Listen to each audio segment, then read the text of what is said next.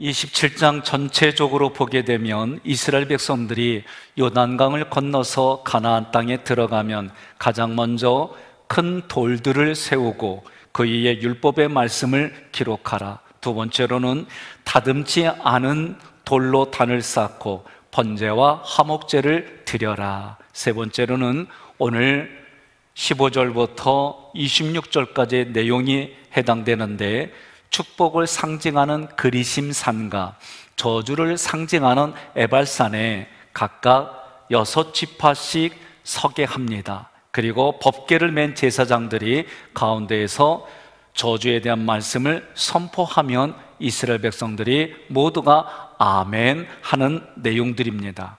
오늘 이 15절부터 26절까지의 내용을 가지고 은혜를 나누려고 그래요.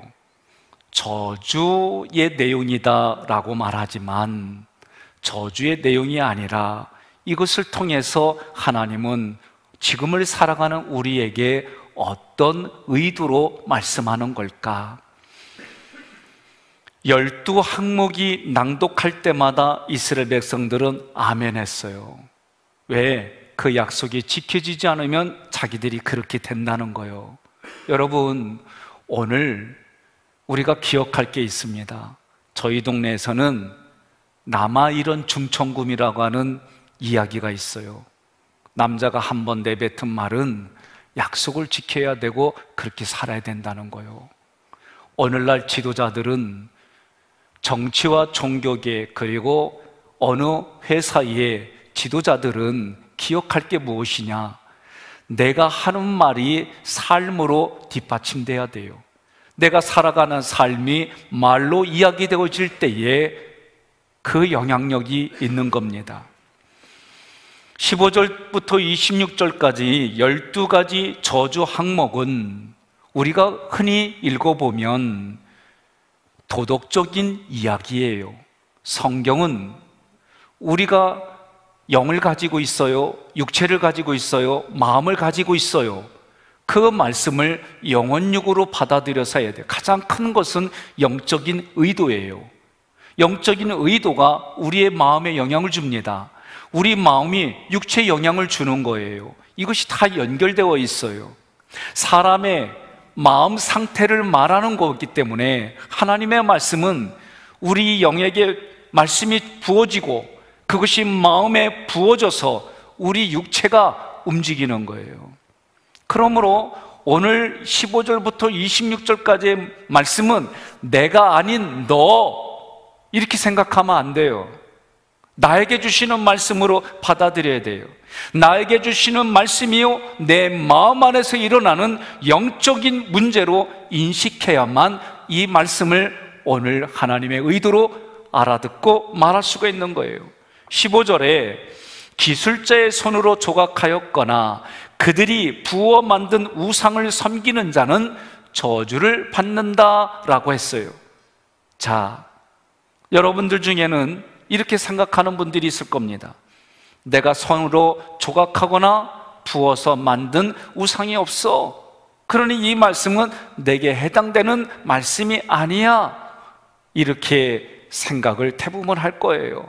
그러면 하나님이 주시는 말씀의 의도와 상관없는 사람이 돼요. 하나님의 말씀의 의도를 모르는 자가 되는 거예요. 우상은 쉽게 말하면 이거요, 출애굽기로 말하면 금송아지예요. 자, 금송아지가 정의가 뭐요? 여기까지 너희를 이끌어내온 하나님이다. 그게 금송아지예요. 눈에 보이지 않는 하나님을 눈에 보이는 하나님으로 만들었어요. 그러니 이스라엘 백성들이 지금까지 그들이 살아온 삶의 경험을 가지고 하나님이 바로 이 송아지와 같다, 자기들의 눈으로 보고 경험한 것으로 만들어냈어요. 하나님을 금송아지로 만들어냈어요.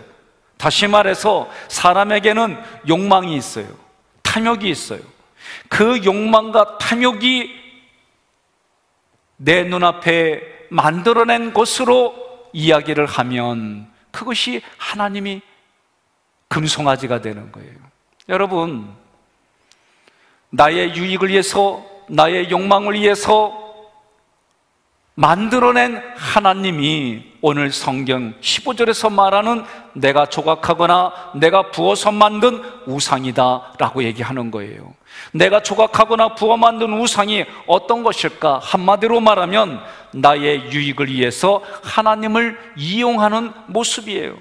어떤 분이 새벽 기도를 하는 이유를 물어보니까 이렇게 내가 힘든 행동, 새벽 기도를 해서라도 하나님을 감동시키겠다는 거예요. 하나님을 감동시키면 그 결과로 복을 받는다는 생각을 가지고 있어요.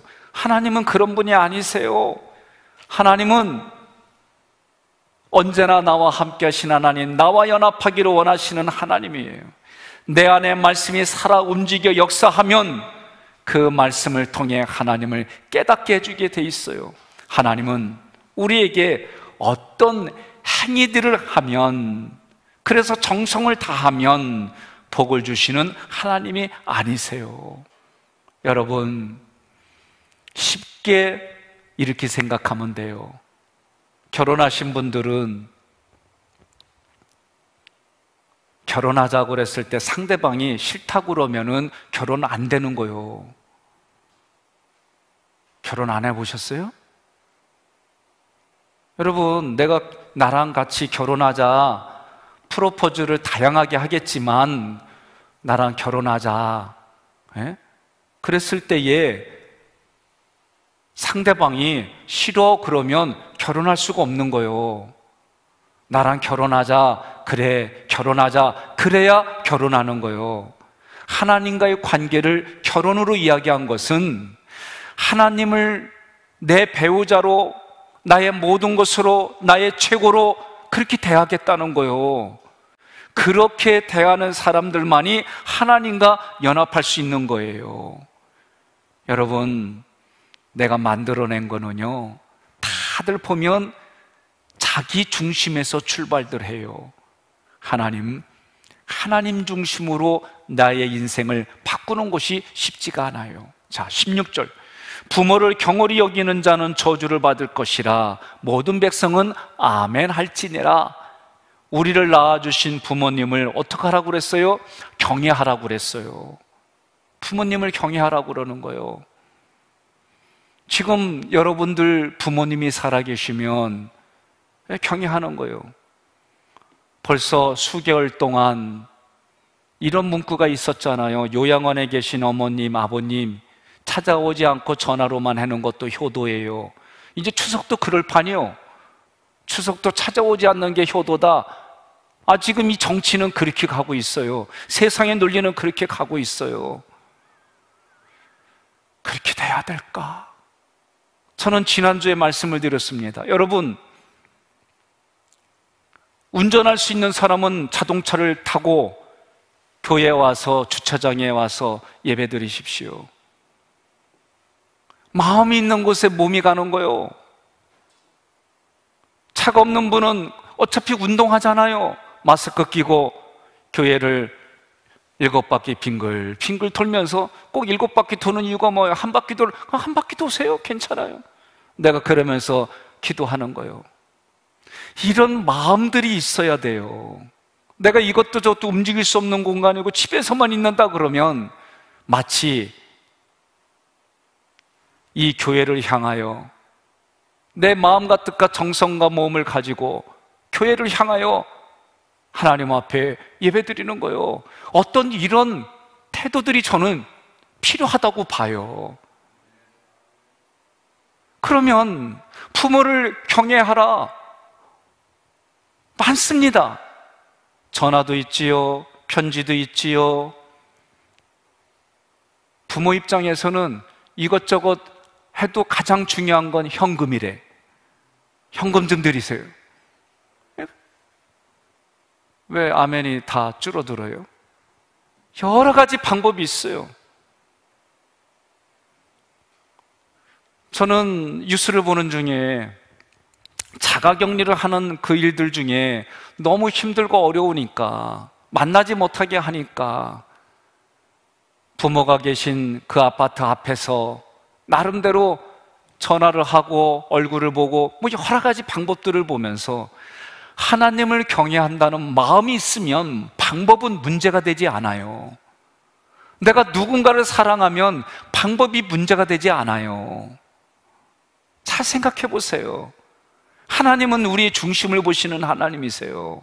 그런데 부모를 경휼히 여기는 자는 저주를 받는다. 당연히 나를 낳아주신 부모님을 섬겨야지요. 섬겨야지요. 오늘 가수를 하는 분들이 이 장마에 너무 힘들어해요.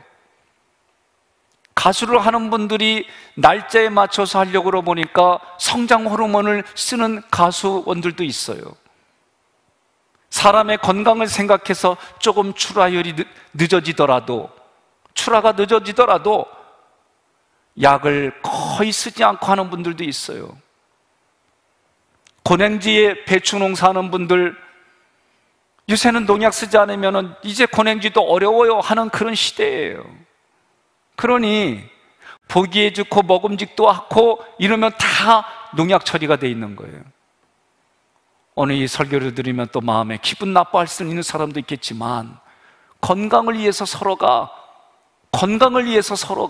최소한의 약을 치고 이런 어떤 노력들이 있어야 되는 거예요. 그렇지 않으면 어려워요. 저도 한때 몸이 너무 안 좋을 때에 평상시에 괜찮게 먹던 정수기의 물을 못 먹겠어요. 악취가 나요. 구역질이 나요. 아니 어제까지만 해도 그렇게 잘 먹었는데 어느 순간 몸이 아프고 나니까 그 정수기에서 못 먹겠는 거예요. 신기해요. 몸이 아프면 내가 어떤 음식에 있어서 탈이 나는 일들이 막 생기고 그래요. 자, 무엇을 얘기하려고 그러느냐?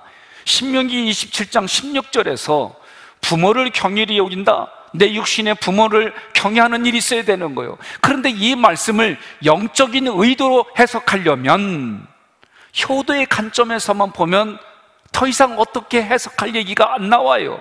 하나님의 의도로 이 말씀을 해석하려면 부모라고 할 때 아버지 부는 히브리어로 아부예요. 이것을 자음으로만 해석하면 하나님의 성전이라고 해석이 되는 거예요.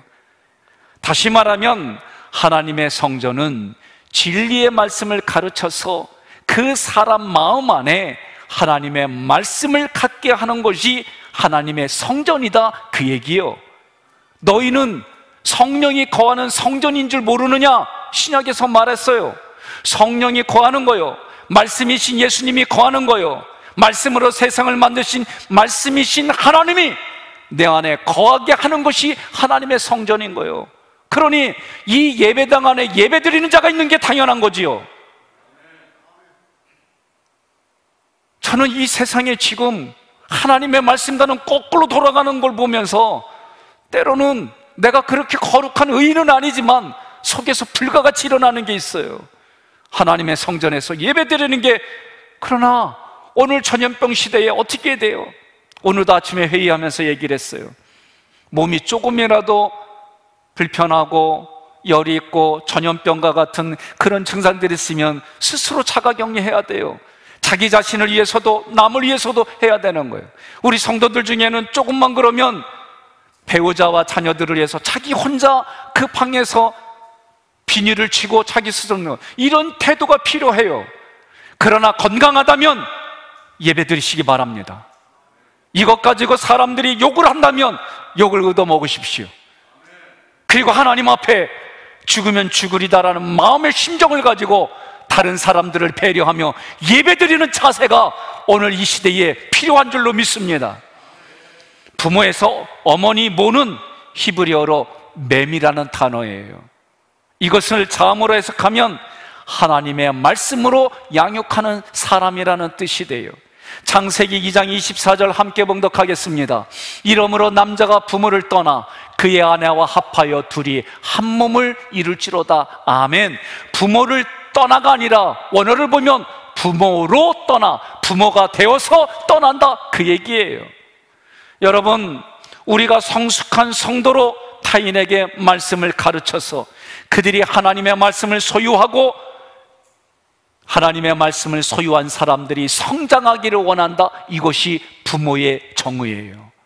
우리 부모님들 어떠십니까? 저도 아내하고 가끔은 이런 얘기를 해요. 애들한테 너무 잘하지 마. 나한테 잘해. 애들 다 떠나고 뭐 남는 건 나밖에 없어.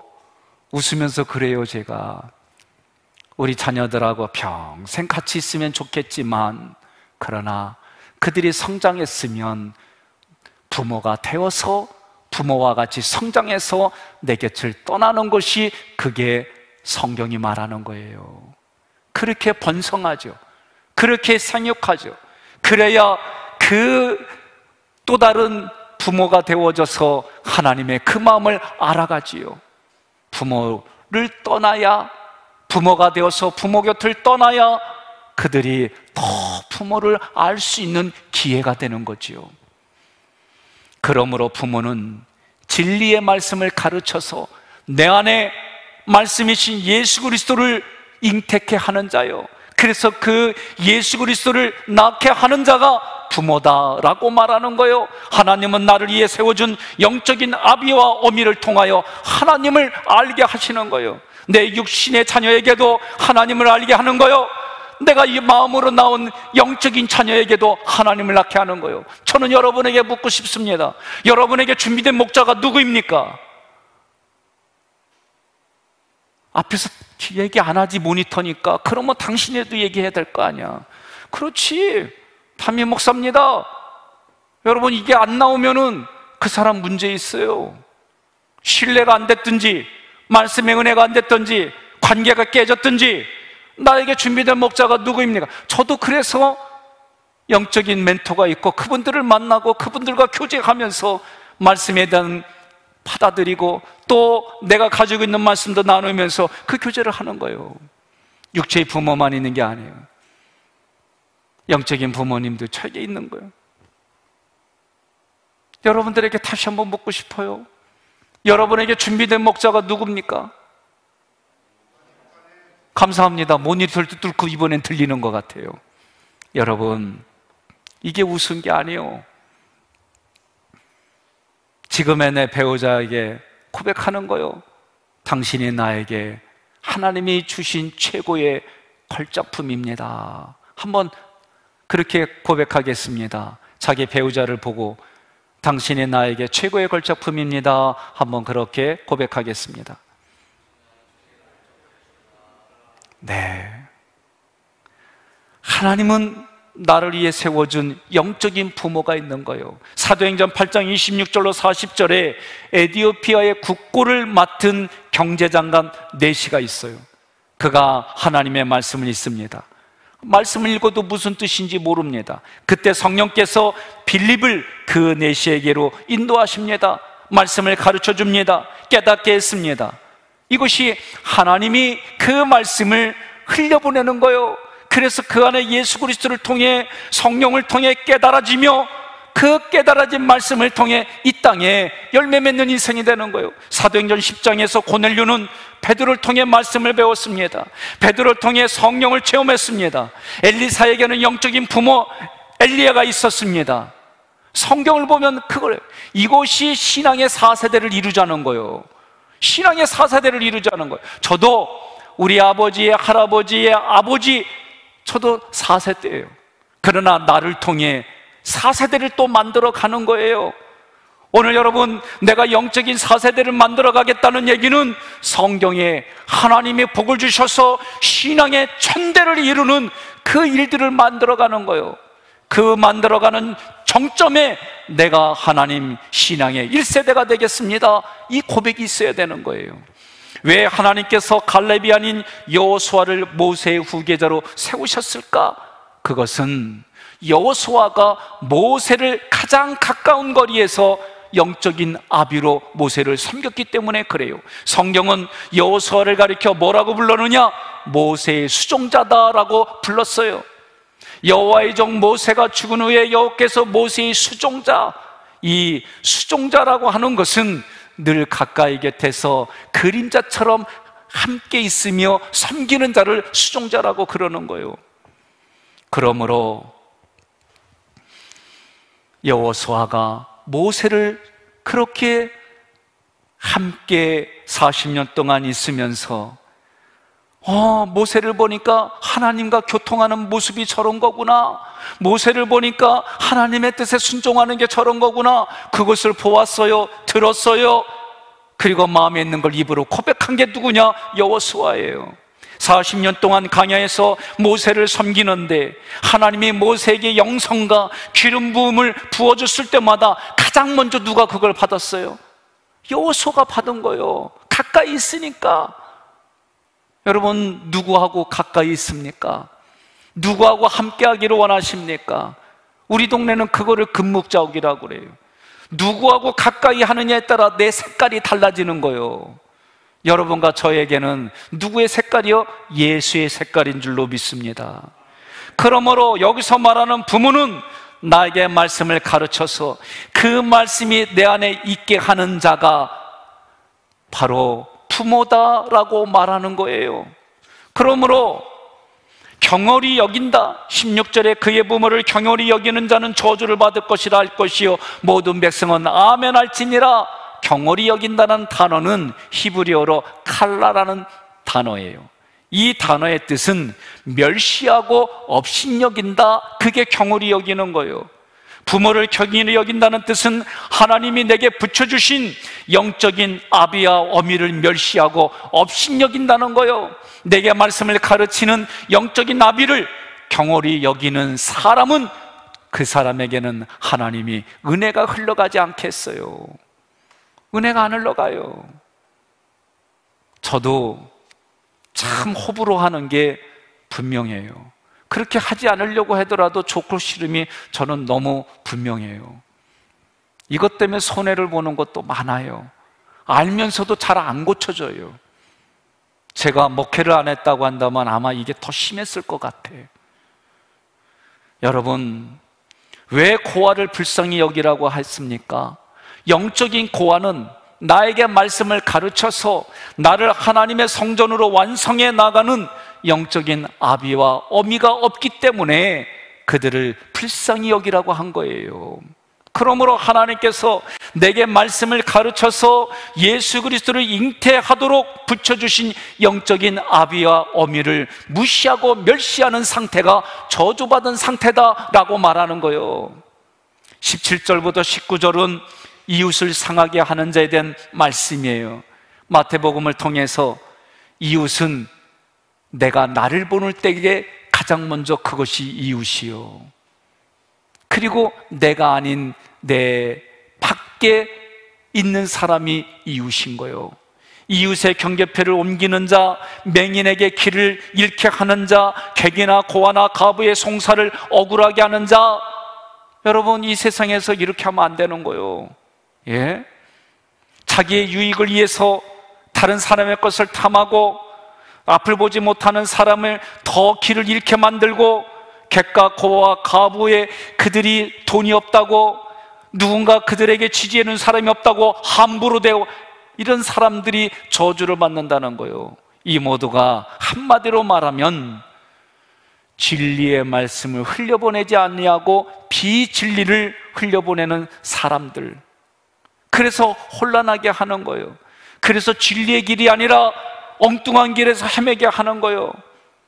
이렇게 하는 것이 억울한 거예요. 저도 보면 가장 힘들어하는 것 중에 하나가 내가 억울하게 당하는 거예요. 억울하게 당하는 거 여러분 겪어보셨어요? 속상해요. 억울하게 당하면 속상해요. 저는 가끔은 그러지 않으려고 하는데도 가끔은 아내가요, 나한테 밥 먹으란 말도 안 하고요, 자기들끼리 밥 먹고 나면 나 되게 억울해요. 아니, 무슨 목사님 그런 거 억울하냐고. 아니요, 나 여기서만 얘기해, 집에서는 얘기 안 해요. 아니, 신기하게 그러면 나도 모르게 뭐지? 뭐 이런 마음이 들 때가 있어요. 우리 자녀들이 있는데 얘네들이 내 마음을 알아주지 못하면요, 그냥 대단히 불편할 때가 있어요. 나만 그러나 봐. 감사해요. 예? 별것도 아닌 거에 그럴 때가 있더라고요. 다 그렇게 된 억울하게 생각하고 불편하게 생각하고 자존심 상하게 하는 그런 것들이 뭐냐? 이 내 경험 속에 내가 아프게 받아들여서 내 마음에 자리 잡고 있는 게 있기 때문에 그런 거예요. 그것을 어루만져 줘야 돼요. 성경에서 오늘 17절부터 19절에 말하는 게 뭐냐? 비진리를 흘려보내는 자가 저주받은 상태다. 여러분과 저는 뭘 흘려보내야 되는 거예요? 진리를 흘려보내는 거예요. 진리를 흘려보내려면 어떤 일이 있어요? 억울한 일 많이 당해요. 억울한 일 많이 당해요.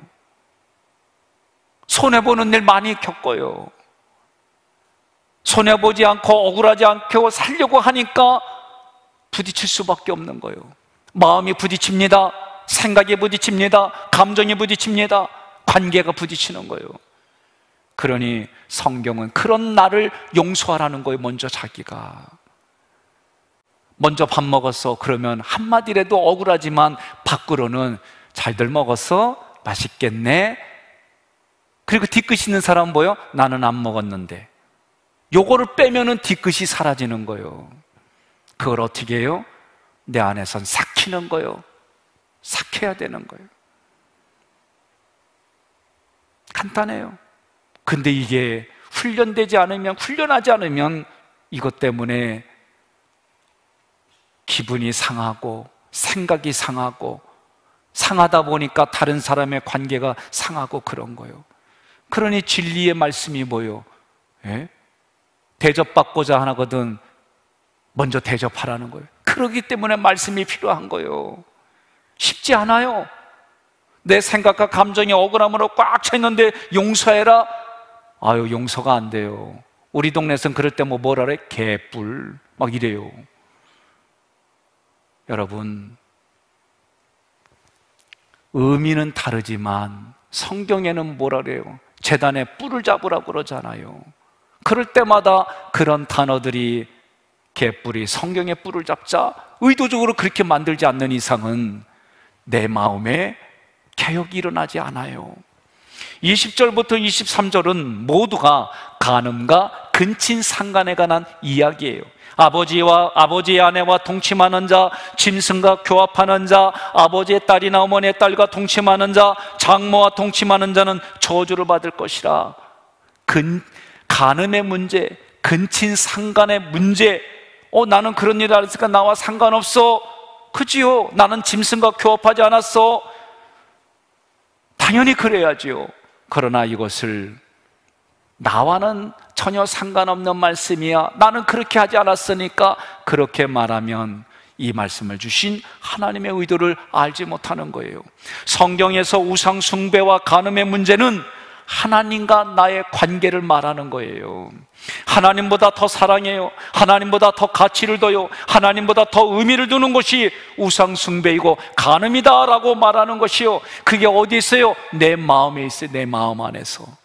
이런 마음의 상태가 하나님보다도 더 사랑하고 하나님보다도 더 가치 있게 두는 그것이 저주받은 상태다라고 말하는 거예요. 사람들은 하나님이 나를 지켜주시고 인도해 주십니다 라고 고백하는 거예요. 이것이 성경이 말하는 하나님과 나의 연합하는 관계예요. 그러나 하나님이 지켜주는 게 아니요, 돈이 지켜주는 거요. 하나님이 지켜주는 게 아니요, 명예가 지켜주는 거요. 하나님이 지켜주는 게 아니요, 인맥이 나를 지켜주는 거요. 이렇게 생각하는 그 자체가 저주받은 상태라는 거예요. 그 상태가 간음하는 상태다라고 말하는 거예요. 율법을 기록한 돌들과 번제단이 저주가 선포된 에발산에 세워졌어요. 돌과 번제단이 어디에 세워졌어요? 예? 저주가 선포된 에발산에 세워졌어요. 아니, 이야기면 축복의 그리심산에 율법과 하나님의 번제단이 세워져야지 왜 저주받은 곳에 세워졌을까? 그것은 쉽게 말하면 우리가 모두가 우상 숭배하고 간음하고 불효하고 이웃을 상하게 한 자들이다 라고 말하는 거예요. 우리가 바로 저주 가운데 있는 자들이다. 그렇기 때문에 우리에게 번제단이 필요하다. 우리 스스로는 구원받을 수 없다. 그렇기 때문에 예수 그리스도가 필요하다라고 말하는 거예요. 갈라디아서 3장 10절 함께 봉독합니다. 물은 율법 행위에 속한 자들은 저주 아래에 있나니 기록된 바 누구든지 율법책에 기록된 대로 모든 일을 항상 행하지 아니하는 자는 저주 아래에 있는 자라 하였음이라. 아멘. 우리가 우리 자신을 위해서만 살았던 자들입니다. 우리가 새긴 우상과 우리가 부어 만든 우상을 섬겼던 자들입니다. 우리가 바로 성경에 오늘 신명기 27장 15절부터 26절 12가지에 해당되는 자가 바로 나입니다 라고 고백하라는 거예요. 그런 이들에게 하나님의 구원의 손길이, 그런 이들에게 하나님의 은혜가, 그런 이들에게 예수가 소망입니다 라고